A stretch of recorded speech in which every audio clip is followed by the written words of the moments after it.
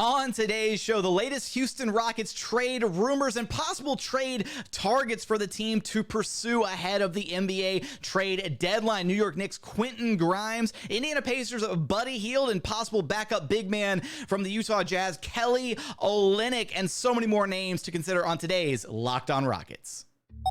This is Mission Control, Houston. Ignition sequence start. Throw it up to Jalen Green. Sengun here in the short row. Oh, my, that's the no-look. Jabari for three and the win. Yeah! Look at Tari, Eason. Here comes Tari. No! T-minus 15 seconds. Guidance is internal. The Houston Rockets select Thompson and Cam Whitmore. One thing I have never done is not made the playoffs, and so we want to take that step here as well. 6, 5, 4, 3, 2, 1.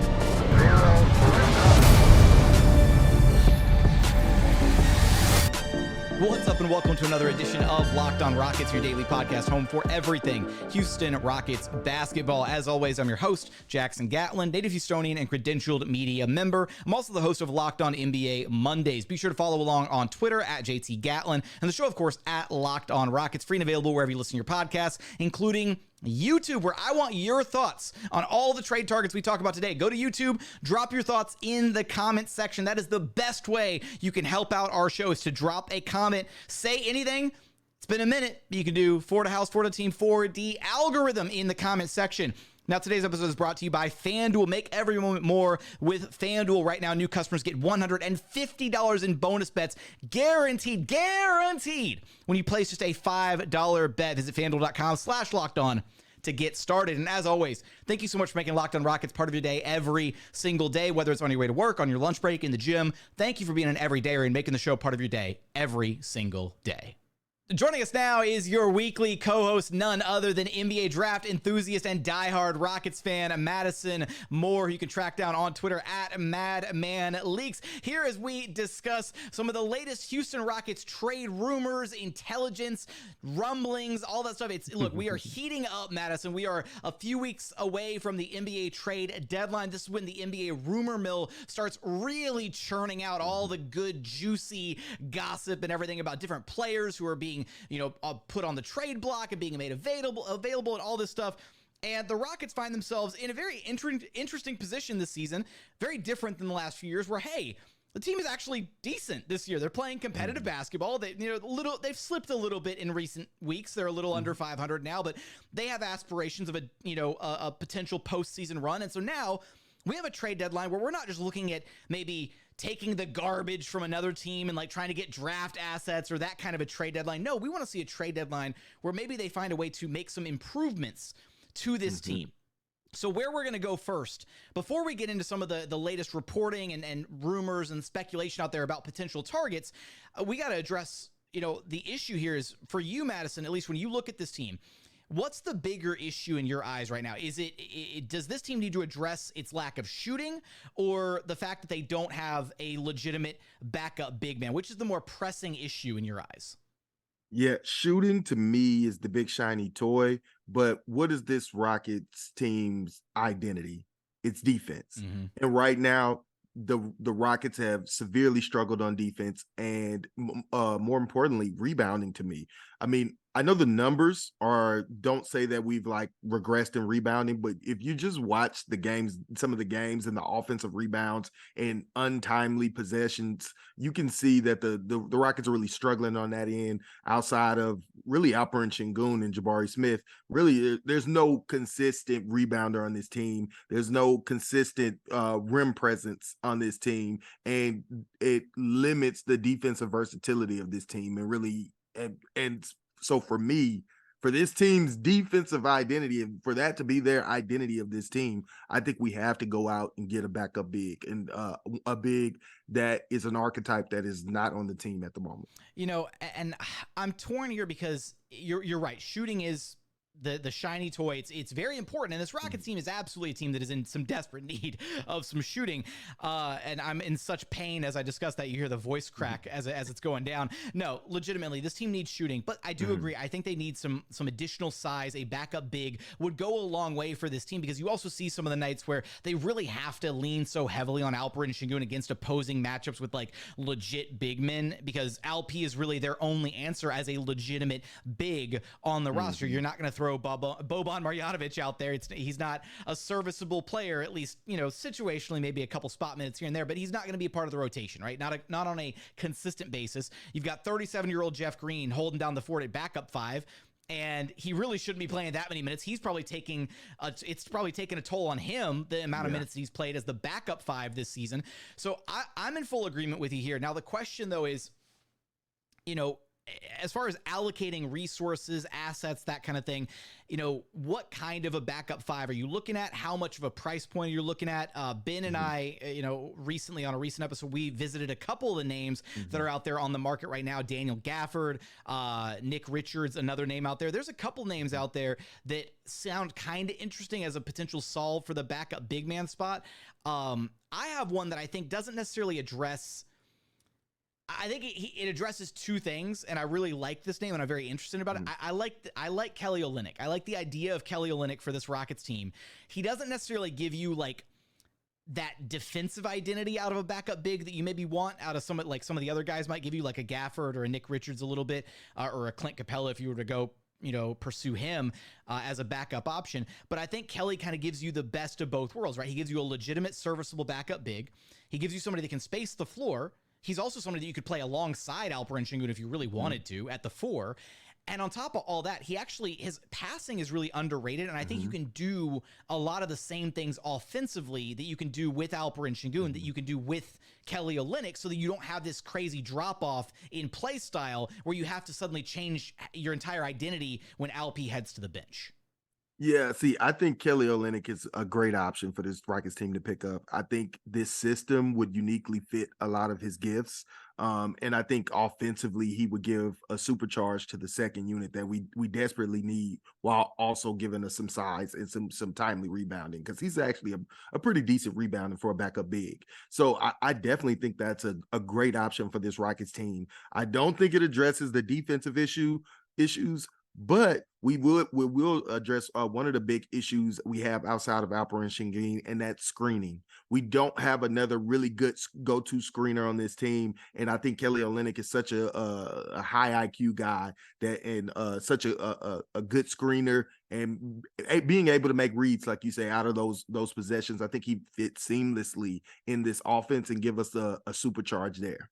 Now, the problem is as clean a fit as Kelly Olynyk would be, first off, the Jazz are actually playing some respectable basketball as of late, not the loss here in Houston notwithstanding. And it's also Danny Ainge is the problem. Trying to negotiate with Danny Ainge is like a losing proposition before you even start. He's going to charge you an arm and a leg and probably a second arm for a backup big man in Kelly Olynyk. If any of the other 28 teams in the association had Kelly Olynyk, the Rockets could probably get him for a second, a couple seconds. He's an expiring big man. That's all it would cost. Danny Ainge is going to be like, nah, I want Jalen Green. I want Cam Whitmore. I want your next 7 first-round draft. That's the problem with Danny Ainge. He's going to ask you for the world and start negotiating down from there. So I don't know if he's actually attainable. And also, he's a decent backup big for the Utah Jazz right now. Now, they've got Walker Kessler, and he's an important backup big for them. But they're still using Kelly Olynyk as part of their rotation. So I don't know if he's actually gettable is the problem. I thought he was 3 weeks ago. I don't know if he is now. Yeah, I mean, that's one of the issues, but that also is why I also would like to obtain him. He's still producing rotational minutes. Some of the guys that we're going to talk about, and another guy that I identified and that's been in the rumor mill is Richaun Holmes, right? So Richaun Holmes is on an obtainable contract. He gives us some rim protection, screening, and finishing at the rim. Some of the and just length, overall size, defensively. But he's fallen out of Dallas's rotation. You know what I mean? And it kind of lends, that offers up the question, how much does this guy have left in the tank to actually help this team and actually produce at a winning level? While Kelly is, we know he still can produce at a high level. We don't know really about Rashawn, but that makes him obtainable. Now, you know what I mean? Like, we know that we probably can obtain him. I mean, his salary is gettable, and we have several guys on this team that we could probably easily obtain Rashawn Holmes for. It's tough also because, the Kelly Olynyk salary is easy. That's we kind of missed, talking about that one, but he's only making $12.2 million this year. He's an expiring contract. Very clean swap there. You could throw in, Victor Oladipo or Jock Landale and match the salary very easily there. A couple of other expiring deals. So really then it just becomes about how much, draft capital is Danny Ainge asking for. Now, some of the reporting about what the Utah Jazz are planning to do by good friend of the program, Matt Moore, fellow host over at Locked on Nuggets and Locked on NBA, he said that Talen Horton-Tucker, Jordan Clarkson, and Kelly Olynyk are gettable for the right price, but that phrase with Danny Ainge is often a tough pill to swallow for other teams. So that was his reporting on the situation. So Kelly Olynyk may be gettable for the right price. That price is probably way too high for the Rockets to maybe want to pay, but he's an interesting name to keep an eye on. Now, we're going to get into some of the other names here on this episode. Quentin Grimes is a name that keeps popping up with reported interest by the Houston Rockets. Buddy Hield, potentially available with the Indiana Pacers, although Buddy Hield's been in trade rumors for like the last 5 years, so we never know if that's actually ever going to happen at this point. And more targets. It's all coming up here in just one moment. First, today's episode is brought to you by FanDuel. The NFL postseason is underway, but there is still time to get in on the action with FanDuel, America's #1 sportsbook, because right now new customers get $150 in bonus bets guaranteed when you place a $5 bet. That's $150 in bonus bets, win or lose, and all you have to do is wager $5. It's that simple. The app is so easy to use, and there are so many different ways to bet, like live same-game parlays. You can find bets in the new Explore tab, make a parlay in the Parlay Hub, the best way to find popular parlays, and so much more. So visit FanDuel.com/LockedOn to get in on the NFL postseason action. Again, that's FanDuel.com/LockedOn. FanDuel, official partner of the NFL. And continuing on here at Locked On Rockets, your daily podcast home for everything Houston Rockets basketball. Now, one of the shiny names that's out there that is kind of weird. Actually, Madison, let's backtrack for a split second here. Quentin Grimes being made available by the New York Knicks. How weird is that? Like, he was an important player for the Knicks, and then suddenly, like, seemingly fell out of favor in the rotation with Tom Thibodeau for some reason. I don't know why. He is like a Tibbs guy through and through. Like, to go through the Kelvin Sampson program at University of Houston, that is like the factory mode setting of, like, if you want a Tibbs level player, you go through Kelvin Sampson's program at U of H and you are ready for a Tibbs system. I don't know why it happened that he's a serviceable 3-and-D, 2/3, gives you good size, versatility. Like, I don't know why New York doesn't want him anymore. I just think Josh Hart's the better defender, and that's what Tibbs cares about. So I mean, I think as a wing that provides defense and shooting, there's a lot of redundancy in that role there, and Tibbs is always going to swing towards the more defensive oriented wings.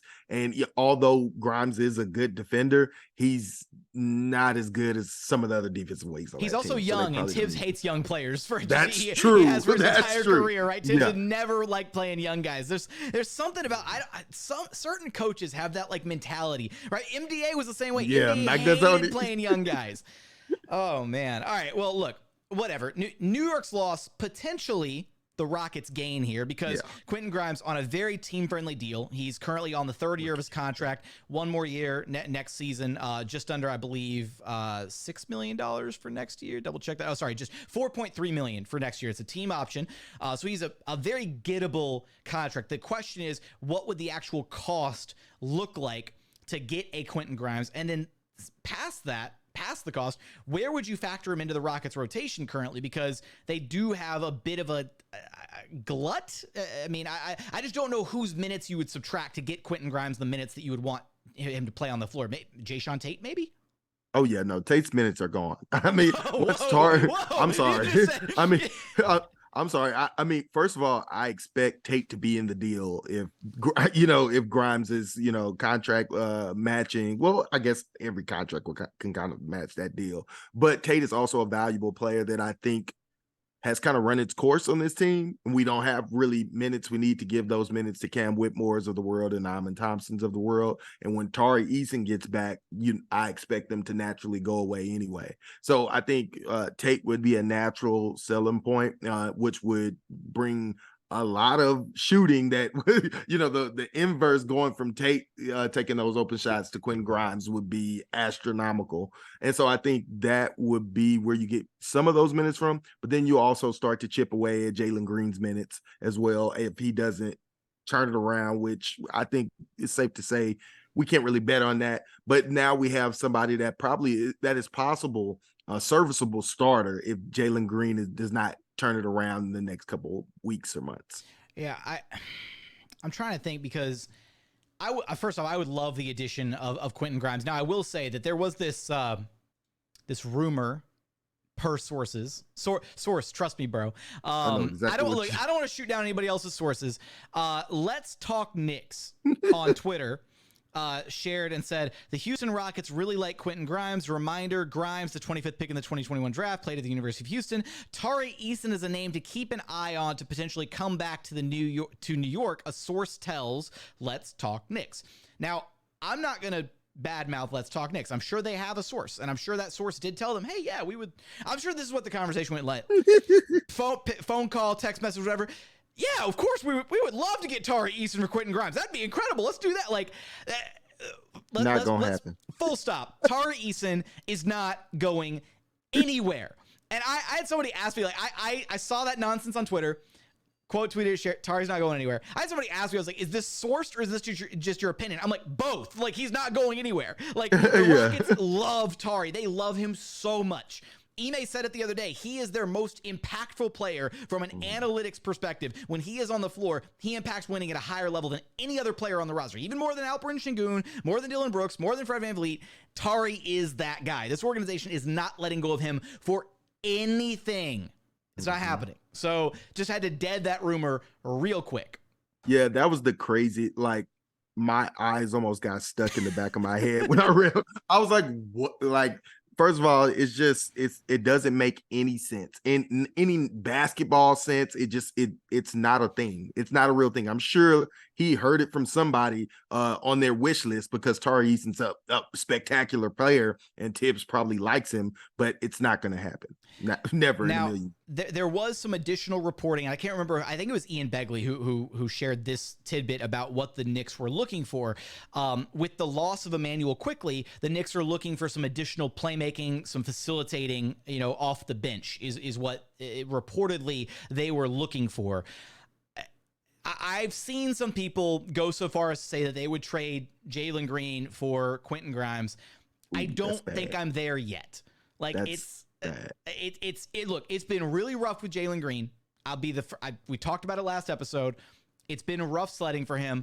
I don't think I'm there yet, right? If the organization is still convinced that they can get a winning player out of Jalen Green, even if that player is potentially a sixth man coming off the bench, I'd rather see what that looks like before just completely cutting bait and saying, all right, get out of here, trade him for whatever you can get for him.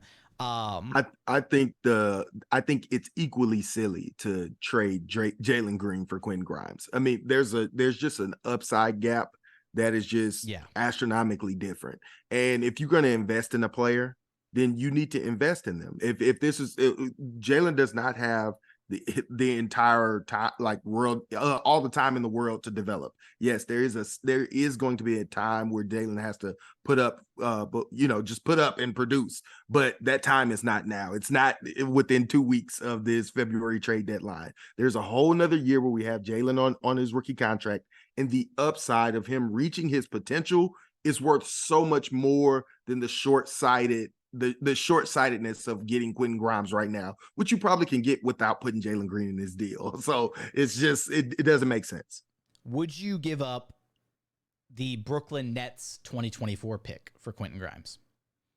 This draft is now my reasoning behind it. The draft is notoriously weak this year. Bad. And that Nets pick is kind of floating in the lottery range right now, but look, the Rockets do not have the developmental runway. We're already seeing it, right? They have a glut. They're already struggling to develop the guys that they have because they just don't have enough minutes to go around. We kind of saw that early on with Cam Whitmore. Now he's cracked into the rotation. Big questions will be had once Tari Eason comes back, but that's besides the point. They can't really afford to draft another young guy. Even if they had like a top 5 pick, what are you going to do with it? Unless you have a plan to make that selection and then have a plan to develop said young guy, it's kind of a waste of a pick. Whereas you could trade that pick and get a Quentin Grimes who is serviceable, ready to play, plug and play, 3-and-D guy right now. I think I would do it. Well, to me, I would put a top 10 protection on it. For a top 10 protection, I do it. Okay. But it's also about asset management. That is not, to me, proper asset management. Asset management Twitter going to come for your head, man. Oh my goodness. No.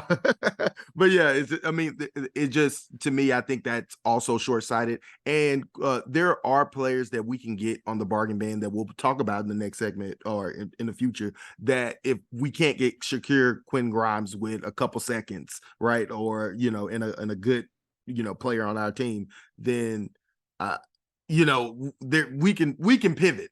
Quentin Grimes is not the end all be all, and nor do I think he's a fan favorite, but I don't know what level of difference maker he will be. To me, he's a good rotational NBA player. That's what he is, and he's kind of capped at that for me. Okay, so you wouldn't go so far as to trade the Brooklyn first. I would trade the Brooklyn first with a top 10 protection, just because there's guys like Donovan Clegane and some very good centers that are probably that I would like us to take a chance on with the different archetype. Okay, well, that's something you and I are going to do in a future episode down the line. We will take a look at some draft stuff down the line because the Rockets are still sitting on that Brooklyn Nets pick for the time being. So we will have to do some draft research and analysis, which it's different now that they're not tanking, right? They don't, it's not their own picks that they're focused on, but we do still have access to that shiny little Brooklyn pick. So we'll do some draft episodes a little bit down the line this season, but coming up, we do have the rest of the names to get to on today's episode. Buddy Hield is one of those names. A few other guys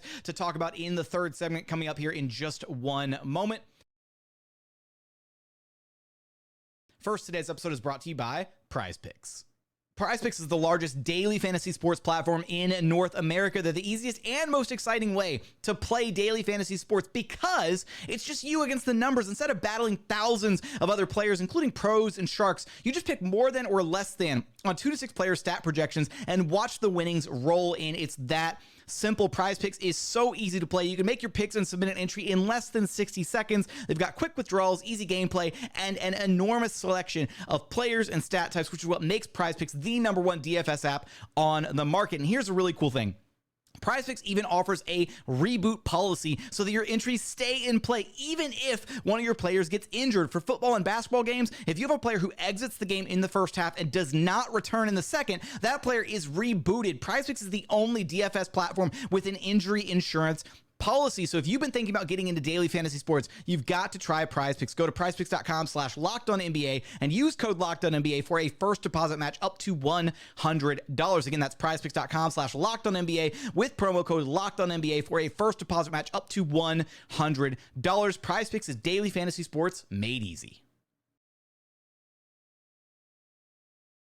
And final segment here at Locked On Rockets, your daily podcast home for everything Houston Rockets basketball. All right, we've got a few more names here, maybe some bargain bin names here, if you will, at the tail end of this episode for your consideration as possible targets for the Houston Rockets. The first name on this list is a guy who has been in trade rumors for I don't know how long, Madison. It feels like forever. Miles Turner and Buddy Hield were the two guys that were in trade rumors for it felt like years with the Indiana Pacers. Now Miles Turner is locked in. He's good. He's a Pacer, maybe not for life, but at least for the foreseeable future. Buddy Hield remains the interesting question mark here. Now, I say question mark because the Pacers wanted to try to trade him earlier this season. They were unsuccessful in doing so. He's been a consummate professional the whole time. There's no bad blood. He's not upset or anything. He's in a contract year, so he's an expiring deal. He's making just under $20 million. I don't know if the situation has changed drastically enough now with their acquisition of Pascal Siakam, because now that they got Pascal, Buddy Hield actually makes a lot of sense to stay with their team. So, I mean, to get Buddy Hield, you'd have to package Landale, Oladipo, their contracts together. It gets you close to the $20 million. And then you float them, I don't know, a couple seconds, maybe a late first. I don't know what Buddy Hield would cost, but the problem is you're also trying to outbid the other 28 teams in the NBA because Buddy Hield is a fit on any team that needs shooting. You plug him in on any team, especially a team with like a heliocentric star like a LeBron or a Giannis or a Luka. He fits any of those teams immediately. Yeah, I mean, for me, I think the Pacers are in win now mode, and the Rockets don't have anything to really give to help them win now. And I think that's the biggest issue with that trade, where we would be giving draft assets. And yes, but that is for the future. And we know Rick Carlisle is more of a like chips in type of guy right now. Yeah, you know what I mean? So that's the direction their team has historically gone in, and as well as their coach. And so for me, I find it hard for us to get a deal done without giving them some value, some rotational value on the way back. And I think Tate may not be enough, right? But coaches love Tate, so maybe he is. But so I like the Buddy Hield, but also, are we going to give up real assets for a guy who's probably a half a year rental? Right. We don't know if he's on an expiring contract. We don't know if we have plans to re-sign him. There's just a lot of moving things with Buddy Hield that I don't know if it would be quite worth it, but he does offer all the shooting in the world, like an elite 3-point shooter, and he's going to get him up. So I'd love to have him stretching the floor next to Sengun. And at least in the conversations that I've had with the powers that be, it doesn't seem like this team feels like they don't feel like they're in a right. They're not in the win now, all the chips in kind of mode. They're not trying to, we've got to make a trade to plug this hole at backup center. They're kind of seeing how things progress. And if there is a good trade available, if they feel like there is a value trade to be made where they can get back a piece that makes sense for them, where they're not overpaying, whatever, then yes, they will absolutely be proactive and make a move. But they're not going out there. They're not operating from a position of no leverage. They're not out there saying, blowing up everybody's phone like, we need a backup center. That's not the case whatsoever. If there's a guy out there that they think they can get their hands on, either that provides shooting or size or any of these things that we kind of discussed earlier in the episode, then they'll make the trade. But they're not Rafael Stone's not under pressure to make to make that move right now. Now, I know you've got a couple other names here for us, Madison, to consider. So hit me. Go ahead. Who you got? Yeah. So the next one is Kevin Huerter. And I really like Kevin Huerter because out of all these names, Kevin Huerter actually brings some secondary and tertiary ball handling and playmaking. And so, as to also add on with the 3-point shooting, I like to have another guy on this team that can take some primary reps. Because right now, only Fred VanVleet, Jalen Green, and Alperen Sengun really can initiate offense in this team. And to me, it's actually not enough at all. And that's one of the big reasons I think Jalen Green still offers a lot of value, even though he can't make a shot right now, is he can initiate offense. And I think we've seen how important that was just to get us in sets in that Utah game. So it'd be nice to add another guy who actually can make shots as well, right? Initiate some offense and do some dribble handoff stuff with Alperen Sengun as a tertiary option. And so I really like Kevin Huerter in that role. And to add to the point about Kevin Huerter, and this also applies to Buddy Hield that I failed to mention, but the moment you brought up Kevin Huerter, it made me think about this. Both of those guys are guys that are good movement shooters. They're guys that can actually move without the basketball, come off the screen, immediately catch, rise up, hit a shot. The Rockets really don't have a guy like that. The last time they had a guy like that, now I will say Fred can do that a little bit, but Fred is also so much more effective when he has the ball in his hands. And the way that the Rockets offense is kind of built right now, he has to have the ball in his hands for the team to really be at its best, for them to be effective. So he doesn't get that many reps where he can play off ball and come curling off a screen like that to just catch and shoot and immediately let it fly. Kevin Huerter would answer that. I like that a lot, actually. Do you know what Kevin Huerter's making off the top of your head right now? I do not, but I feel like it's in the 19 million Kings payroll. What would you? So if he's in 19 million, I got it right here. Kevin Huerter. All right, 15.6. 15.6. He's got a couple more years left on his deal. What would you try and give the Kings for Kevin Huerter? Really the value we would have would be rested in draft compensation. I mean, I'm not trading anything outside of Tate, Landale, or Victor Oladipo, and I think we could get it done with Victor Oladipo and draft compensation. And to me, all these players are kind of in the same realm of value, like there's not a big gap between Kevin Huerter to me and Quentin Grimes other than fan favoritism to me, right? And so if you're willing to offer your first round for Grimes, I probably would do something similar, but with heavy protections. But I would like to see Kevin Huerter on this team. I think he offers the team a lot of different things. He could start, he could come off the bench. He's very ambidextrous, and I like that he actually has the ball handling to put the ball on the floor and make plays for others. I like that. No, that's a good one. And there's also some reporting out there that suggests that after the Kings missed out on both the OG Anunoby and the Pascal Siakam sweepstakes, that they are trying to, secure some type of like a forward